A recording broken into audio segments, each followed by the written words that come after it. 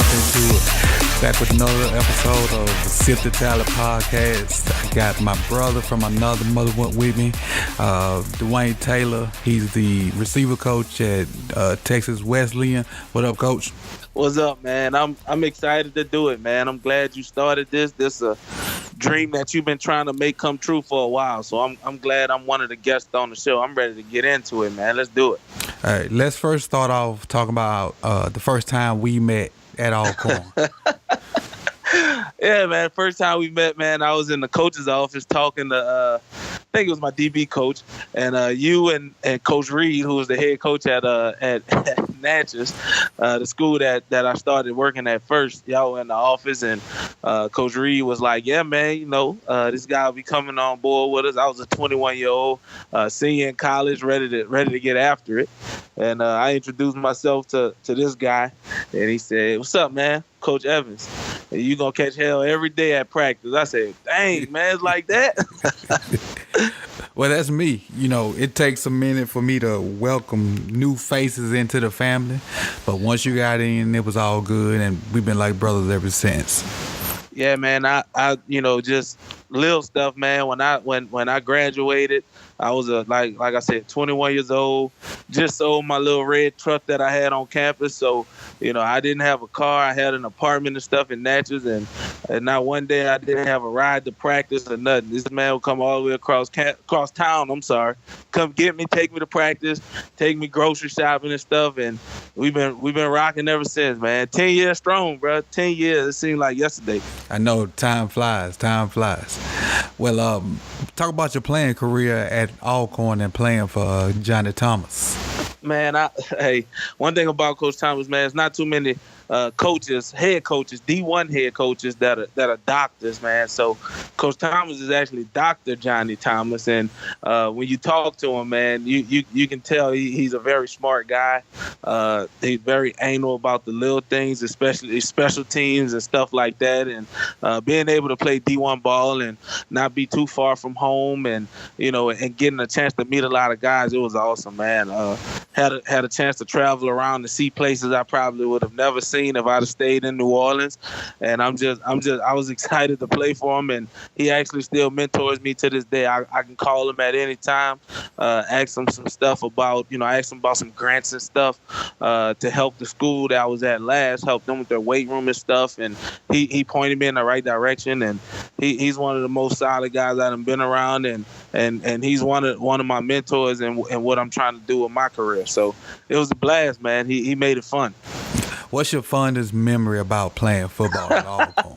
How did I know you were going to ask me that, man? I knew it was coming. So, oh, man, it's so many of them with Coach Thomas, man. But I think my fondest memory, I'm gonna keep it PG. My fondest memory is we had a guy on our team. He was an all-American, all-conference linebacker. His name was Dwayne Wilson, and Coach Thomas could say his name perfectly fine. His name was Dwayne. My name is Dwayne, and when it came down to me, he couldn't say Dwayne, so he called Dwayne, and he called me Dwayne. He said Gerange, and I think that he still called me that to this day. So if I call him, I'd be like, "Hey, Coach, what's going on, man?" He'd be like, "Hey, Gerange, how's it going?" So I think that's probably one of the fondest moments that just keeps coming up every time I talk to him. So. Yeah, that's what he called you the day I let him know that I knew you and that we worked together. He was like, "Oh, Gerange? Yeah, I know that guy." That's my guy, man. I love Coach Thomas to death, man, and he's probably one of those guys. He's one of those guys that helped me separate, the business of coaching, but the love, you have for people. So for 2.5, 3 hours. It's a business, man. He's about his business, but the other 21 hours out of the day, man, if you needed anything, you need somebody to talk to, Coach Thomas was your guy. So that's kind of where I get a lot of my coaching philosophy from. Yeah, I get that feel from him too. When I took his class, he kind of took me on his wing and kind of told me some things I needed to work on to be a better teacher, coach, and administrator if I was going into that field. But he's an overall stand-up guy, and I enjoyed my time in his class, even though he had like 400 or 500 question tests. Oh, yeah, that's him, man. But it was all good. What about when you came to Natchez? What did you take from Lance Reed? Man, Lance, man, and I mean, like I said, I'm one of the guys that got lucky, man. I worked for Lance Reed, who's also a doctor as well.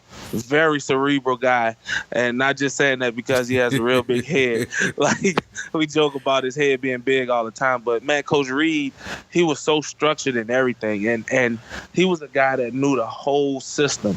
I mean, it was basically his offense, and you and Trey kind of tweaked it a little bit, and then he ran the defense, and he's a guy that really was hands on with everything and everybody, but discipline was first. Nobody was above the team, and that's one of the things I took when I became a head coach, that nobody's above the culture, because at the end of the day, when I'm gone, when everybody's gone, that school's still gonna be there, and that name's still gonna be there, and that culture's still gonna be there. So nobody's above the culture, and I think that was one of the things. And secondly, I didn't find what we had in Natchez until I got to Texas Wesleyan. As far as the family atmosphere, like, I mean, it'll be times where on Mondays, during the season, we get together, we'll pick a house and we'll go watch Monday Night Football and order pizza. Even Coach Baldwin putting his steaks on the grill and stuff, and and us just hanging out, and the kids are over, and we're just hanging out as a family. And I didn't find that until I actually got to Texas Wesleyan, and that kind of spoiled me a little bit, because when I went to my next stop and my other stops along the way, it was like, man, we did this in Natchez, or this is the way they did it in Natchez, and it kind of I was kind of spoiled a little bit with that, but I had to realize that different people do it different ways. But I have family in Natchez. That's not my friends. That's not my coaches or my old coworkers. That's my family. So I love that part about it.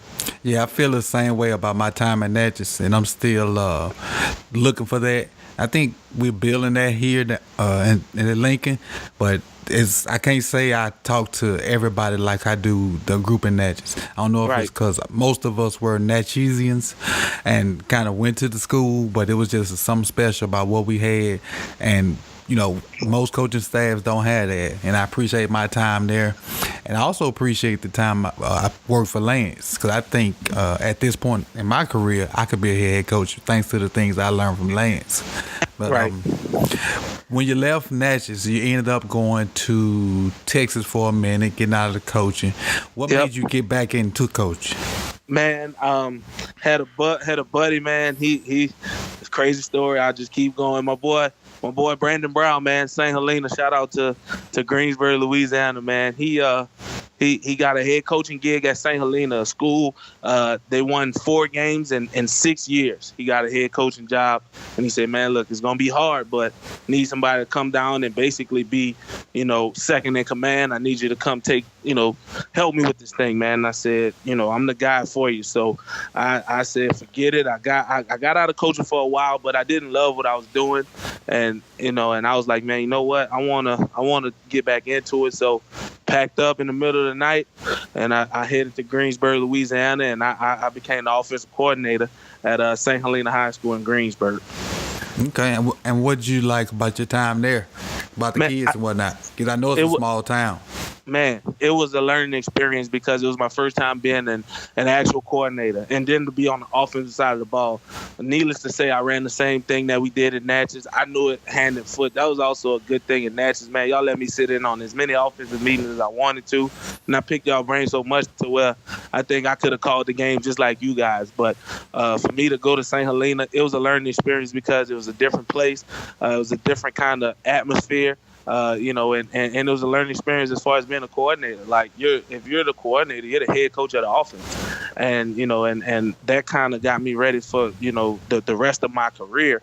But I love the fact in St. Helena that football is really everything, and and that little town, they love St. Helena Central High School, which is now St. Helena College and Career Academy, but they love football, man, and the fact that my time there, we went 4-6, and we actually made to the playoffs because of power rankings for the first time in 8 years, and and that was real awesome. And I got a chance to sit there and even after I left, I watched Brandon what he did with that program.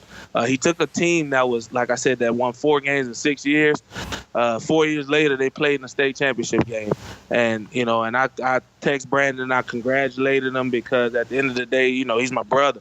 Text him and I said, man, congratulations, and I was like, thank you for even letting me be a part of that. He was like, man, you set the foundation. You were the guy that you were my first offensive coordinator, and I don't take credit for that kind of stuff, man. That's all him. But the fact that team went from 0-10 or 1-9 to 12-2 and playing in the state championship is awesome. And when I was offensive coordinator, those guys were ninth graders, and now that they're 12th grade, and I see what they're doing and getting scholarship offers, man. That was one of the best feelings I had as well. So that was awesome. That was the good part of St. Helena, man. Did they play in the championship against Faraday, or was that the semifinals? They played in the semifinals against Faraday, and it's crazy how life come full circle because the starting middle linebacker at Faraday actually played for me at Delta Charter, and he played against kids that I coached at St. Helena, which, I mean, fate had it, that never would have happened. It's 99% chance of guys that I coached all around the state of Louisiana got a chance to play against each other in the semifinals, and St. Helena beats Faraday on the last play of the game. Quarterback is getting sacked. He's about to go down, throws the ball up. Wide receiver from St. Helena comes down with it. They win 12-6. So wow, that was pretty cool. Well, let's fast forward a couple years, and you at Wilkinson County High School, aka the Woo. The Woo. The Woo. And you, baby. I'll let you tell the story, but you get a chance meeting with Jay Fleming, and take it from there. Yeah, man. So at first I was at Delta Charter, and I left there. I was a head coach, defensive coordinator. Shout out to Josh Lloyd for giving me a shot to be a defensive coordinator, and Coach Lloyd left, and I became a head coach. I actually left Delta Charter, and I went to Wilkinson County. I was a defensive coordinator down there, man. And, we joke around all the time. Head coach Kenny Brown gave me a chance, and I was teaching special ed down there, but mostly assistant head coach and offensive coordinator, Big Rock Fosselman. Alvin Fosselman, he was my guy, and he was like, Coach Brown, if Coach Taylor's looking to move around, and if you're looking for a guy, if you're trying to win some games, you need to get him. So for him to let me come on the staff, that was awesome. And Wilkinson County is kind of like a fraternity as well, because everybody on the staff is from Woodville. And if you know anything about Woodville, you guys can do the research. It's some hard-nosed football down there. And the thing we always used to say is there's no grind like a Wilkinson County grind. And let's think about that team for a second. They had 4 D1 guys on a 3A school. Correct. Fosselman, they had Baby Fosselman, they had Voorhees, Alizé, and the Maiden. They had Maiden, and you can't forget about Shaw either. They had and the guy that went to South Florida, played defensive end, Frank. They had Frank. They had Frank. Yep. 5 D1 kids at about a school of maybe 400 kids, 500 kids. Right. And I mean, it's something different in that water, man. I have never been around. I mean, we worked hard in Natchez, but we did have a few things working in our favor. We had the green room, we had an okay weight room. Wilkinson County, I mean, the facilities and stuff like that is not good, and it's not favorable to those guys. But you would think that they were at Alabama, the way they work out in their weight room, the way they take the field, the way they take care of their field house. They before I got there, they didn't get new uniforms in 8 years, and you'd think those guys had the best uniforms in the country. And the way that they take pride in wearing that green and orange, which are terrible colors, but the way they take pride in wearing that Kelly green and orange, is something awesome, man. And I learned a lot down there in Woodville, how to do the most with the least. I actually was a special ed teacher, so I taught 6 classes a day, and my off period was the period I was inclusion. So I had to go to all my kids' teachers and get all their work and stuff like that. So as a defensive coordinator, and you're playing in one of the best 3A districts in Mississippi, it's kind of hard to get ready for Hazelhurst, who runs the wing T, and they got all these big guys, and it's kind of hard to do that when you're teaching 7 classes, and then as soon as you get out, you're going straight to practice. And so that taught me how to do the most with less, man, and I was thankful for my time there. But again, go to the meeting with RJ. Oh yeah, man. So leaving spring practice. This was after my first fall in Woodville. It's the spring. Leaving spring practice, and my guy RJ Fleming, who actually is from Natchez, he went to Trinity, and we tried to get him to come to Natchez plenty of times, but he never wanted to come to Natchez High. He stayed at Trinity, and he called me and was like, "Hey man, we want to come to your school and recruit some of your guys." And I was like, "That's fine, man. Come on through." And he was like, "Well, I got my defensive coordinator with me. We're about to go grab some food." So I'm like, "Man, we all can go get some dinner if y'all want to." And this was impromptu. I was leaving practice.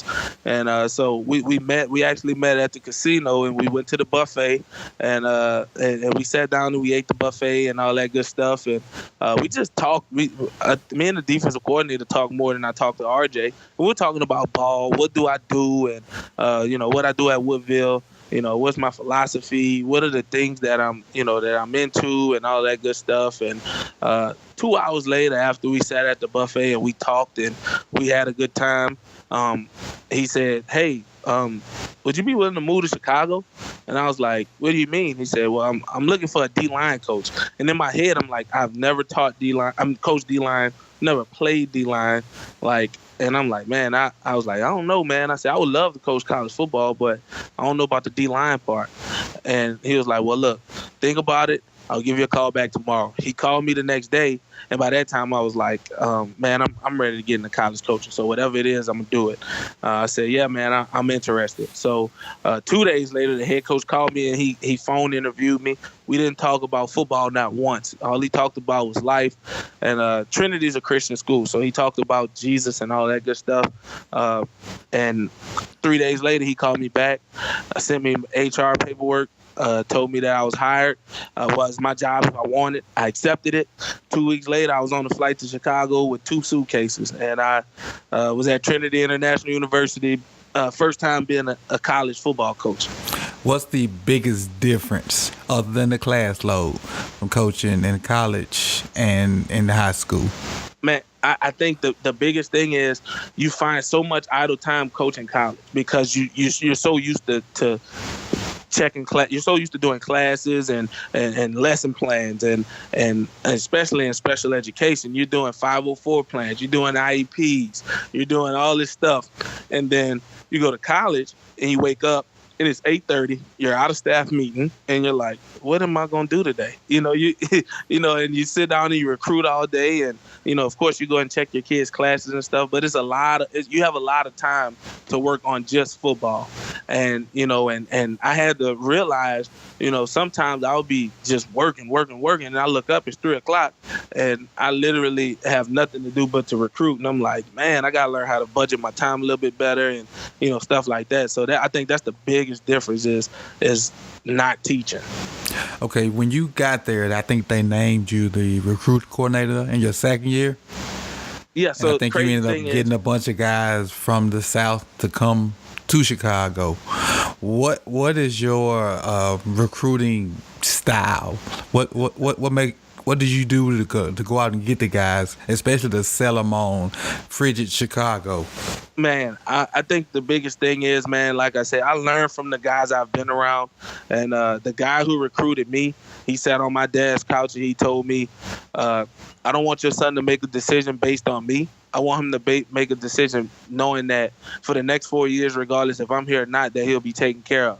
And, and that's my biggest thing, man. I want to make sure that every kid I recruit, they're comfortable with the school that they're picking, because you never know what can happen. Coaches get fired, coaches leave all the time. I want them to be comfortable at the school, and I want them to know that regardless of what's going on, they'll be taken care of. And that's why you have to, I feel like in college, I think that it's the high school coach in me that I can't sell a kid on a place that I'm not sold on, and I love Trinity to death. Trinity was a great place, so it was easy to sell kids to come to Chicago because number one, Trinity is an awesome place, and number two, Chicago in the summertime is awesome. Even though they only have summer for about 2 months and then it's winter again, but it's getting kids to trust you, getting kids to trust your program, and getting kids to trust that, you really have their best interests at heart. And, kids can see through that. And even if the kids can't, moms can. And, right. I wanted I wanted dad, I wanted sister to know that, regardless of what's going on, I'm going to take care of your child. And I'll make sure that, if anything happens to me, if anything happens to, our head coach, your child will be taken care of regardless. And, it's still that way to this day with the kids I recruited, at Trinity, and and those guys, they call me all the time. I'm really good friends with the new head coach at Trinity. He's one of my good friends as well. So, I check on those guys all the time and make sure they're taken care of, and I hold up my end of the bargain because I know for a fact the new head coach, he's gonna take real good care of them too. He's a stand-up guy. Okay, now currently you at Texas Wesleyan, correct? Yes, sir. Texas Wesleyan University. I think that came about around the time we were in Charlotte. Is that correct? Yeah, man. So another story, man. Old RJ Fleming, man. He came back again. So back to RJ. He was coaching at Trinity with me during the spring, my first spring 2016, and RJ went and did a couple camps. So just so happened he went and did TCU's camp, and he did such a great job. They hired him on as a GA, as a graduate assistant at TCU. So he left NAI at Trinity, and he went to TCU. So he made really good friends with a guy. Yeah, big jump, real big jump. So he made really good friends with a guy that was the head GA, by the name of Kyle Cox, and who left TCU after their Alamo Bowl win when they came back from 31 down and they beat Oregon in the Alamo Bowl. He left and he went to Texas Wesleyan as the wide receivers coach and the passing game coordinator, and he did that last year. So he worked that last year, and this year he just got promoted to offensive coordinator. So the first person he called was RJ, and he said, "Hey RJ, I got a job for you." And he said, "You'll be coaching wide receivers, and you'll be doing this, doing that." And RJ said, "Well, let me think about it." And RJ wanted to finish out his GA at TCU, so he turned it down. And Kyle Cox, who's our offensive coordinator, he called RJ back and said, "Hey man, do you know anybody that may be interested in the job?"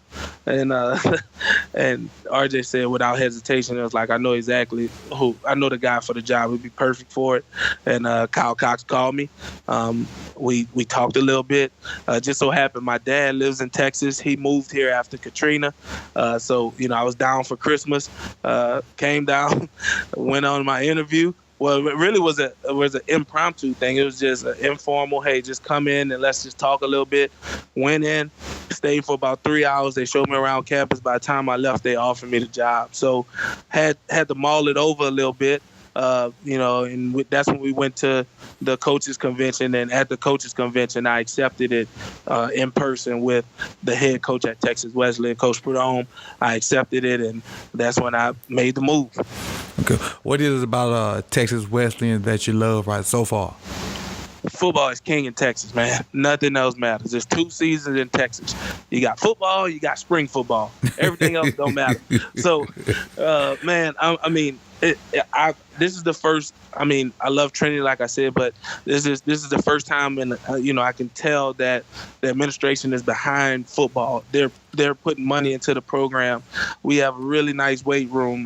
We just got approved to get our on-campus field built and everything. And I know we didn't touch on this, but Texas Wesleyan had a 75-year hiatus in football. Wow. So last year was their first year back. So, they were playing with freshmen and redshirt freshmen, basically, against grown men. And needless to say, that didn't turn out well. So this year, we focused on getting transfers and getting grad transfers, and we did a great job getting guys in. Now we got we got 6 transfer linemen. All 6 of them can get out there and play right now. We got a couple transfer receivers, a lot of transfer D linemen, couple transfer DBs. I think we'll be real competitive this year. Got a guy from Hazlehurst too, right? Man, we got big LaChris Hood, man, from Hazlehurst. Like I said, things come full circle so crazy. My last year in Woodville, we played Hazlehurst for the district championship, and LaChris Hood was the best defensive and offensive lineman for Hazlehurst, and he ended up signing with Southwest Mississippi Junior College, and he had a couple D1 offers coming out of Southwest, but he actually chose to come to Texas Wesleyan, so that was big for us. Yeah. Now, you move to Texas, you get close to your brother, get close to Bray, and you get close to your family. So yeah, man. No question, that's a all around better look for you. Every time I talk to you, you seem extremely happy and content with where you are in your coaching career. What do you see yourself doing 5 to 10 years from now? What's your goal, coaching wise? Well, my goal, man, is I want to be a Division I position coach. That's my goal. In 5 years, I want to be a Division I position coach, man. And that's my goal for myself. A lot of people say, man, why don't you want to be a coordinator? Why don't you want to be a head coach? Why don't you want to go to the NFL? That's not what I desire to do. I want to be happy. And I wake up every day, I'm happy. I recruit every day. I'm the recruiting coordinator and wide receivers coach. So I'm happy. And if I can do what I'm doing right now on the biggest level, I'll be a happy camper, and that's what I want to do. I want to be able to wake up every day and be excited to go to work. I want to be excited to be able to do what I love every day. So that's why I see myself in the next 5 to 10 years. Really thought about going into NFL scouting. I have some guys that I'm really close with. One of the guys is an agent that signed my cornerback to his agency from Trinity. And he's actually playing for the Arizona Cardinals now. He's a guy that I talk to all the time. He's a real good guy. Thought about dabbling in that, but I don't think I want to come off the field. I love coaching too much. Love the little things, man, and working on the little things and seeing guys progress and stuff like that. So, I think 5 to 10 years from now, I definitely see myself in the Power 5 conference as a position coach, and also helping like guys like myself that are in my position now, helping them, showing them the way to get to where they need to be. All right. When you see a recruit and you go into the school, for the kids that may be listening, for the juniors and seniors that maybe want to play college football, let them know what's the first thing you look for when you go into a high school. Yes, first thing I look for is, man, your the way you present yourself. I mean, I want to see your pants pulled up. I want to see you looking neat and clean. Not saying that you have to have your shirt tucked in and have a shirt and tie on, but I want you to look presentable. You should look presentable every day, because that's your first impression, your sight. You don't want to give somebody a bad impression just by you looking sloppy and stuff like that. Secondly, I want to see how you interact with your teachers, with your coaches, and your friends. Like, if you're a guy that's that's lively, that's bubbly, that's all that people want to be around, people attract themselves to you. That's what I want. I walk into school sometimes. I'll give you an example. I'm gonna call him out. Skylar Perry, quarterback from Edna Carr. He signed with Texas Wesleyan. And when you walk into Edna Carr, everybody knows who Skylar Perry is. They want to be around him. They want to laugh and joke with him. And he's walking around. And one thing I noticed is that and I learned this from my head coach, Coach Perdome, is that when you shake somebody's hand and you touch them, and like when I say you touch them, so you touch their shoulder, you give them a pat on the back or something like that, that automatically drops their guard down. And Skylar's that guy that when he gives you a handshake, he wants to hug you. He wants to slap you on your back. He want to chest bump you and stuff like that. That's the kind of guy he is. And and a lot of people let that guard down, because that's just the kind of kid he is. So I'm looking for guys that people want to be around. And you can kind of sense that when you're walking in the hall with a kid, and everybody's looking at him like, oh, I can't believe that dude talking to a college coach. You can see that. Mm-hmm. And thirdly, I want to hear what the teachers got to say. I'm going to talk to one or two of your teachers, and I'm definitely going to talk to your coach. I get coaches' recommendations and teachers' recommendations, because at our level, you may get more money academically than you do football-wise. We're going to give you football money in the NAIA, but the bulk of your money comes from academics. How can they get that academic money? What are you looking for, GPA-wise, ACT score-wise, SAT score-wise? Right. So, I mean, we have scholarships ranging from $7,000 all the way up to full tuition scholarships, man, academically. So if you're a 2.5 and a 19 at Texas Wesleyan University, you're going to get admitted, and you're going to get $7,000 academically off the That's top. your minimum. That's the minimum. Mm-hmm. The most we have a valedictorian, salutatorian scholarship where you can get up to full tuition. We have a transfer scholarship where we call it the smaller, smarter scholarship, where if you're full tuition and if you're a transfer guy and you have 42 transferable hours and you're over a 3.0, you'll get full tuition to come to Texas Wesleyan. So, we're looking for guys that can do it in the classroom, because if you can do it in the classroom, we know for sure you can do it on the football field. So, right. At this level, the academics are very important. Yeah. Well, we got not a bunch of guys. We got some guys that kind of fit that description, and I think could play for you. But what would you do to sell someone from Tallahassee or someone from the 850, the Big Bend to Panhandle to come to Texas? Well, the biggest thing is, man, we have one of the best business schools in the country, and a lot of people come to Texas. They come to Fort Worth because it's the fourth biggest media market in the country. And what I tell every kid I recruit is the college you go to, that's why you're setting up your professional network. And I'm pretty sure, a lot of the people that went to college and stuff like that, if you think about it, your first job is within 30 to 50 miles away from where you went to college. That's the way it was with me. I went to Alcorn State. My first job was 30 minutes away in Natchez, Mississippi. If you're a guy that wants to get exposure, if you're a guy that wants people to see you, if you want to be able to do internships, you want to meet a lot of big wigs, the fourth biggest media market in the country is a pretty good place to start. Most definitely. Because any connect you have in Fort Worth, you can easily transfer it to Dallas. And that's what, 15, 20-minute drive? Man, you get on 30, you drive for 20 minutes, you're in the heart of Dallas, baby. Nothing wrong with that. And everything's big in Texas, they say. Hey, it's the truth, baby. All right. I ain't going to hold you too long because I'm trying to cut the time down on my podcast, but I sure appreciate you coming on, man. Again, this is my brother from another mother. We got so many stories we can go into, so it's definitely gonna be a part 2. And we're getting together for another friend of ours wedding, and so after that, I'm sure the stories will be ridiculous. But man, I appreciate you coming on, man. Good luck at Texas Wesleyan. I'm gonna keep up with you.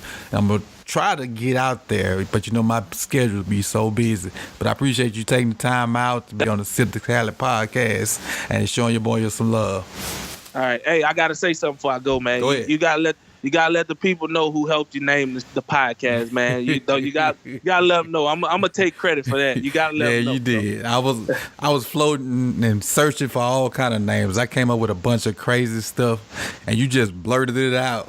And I was like, man, that sounds good. I took it and ran with it. For sure.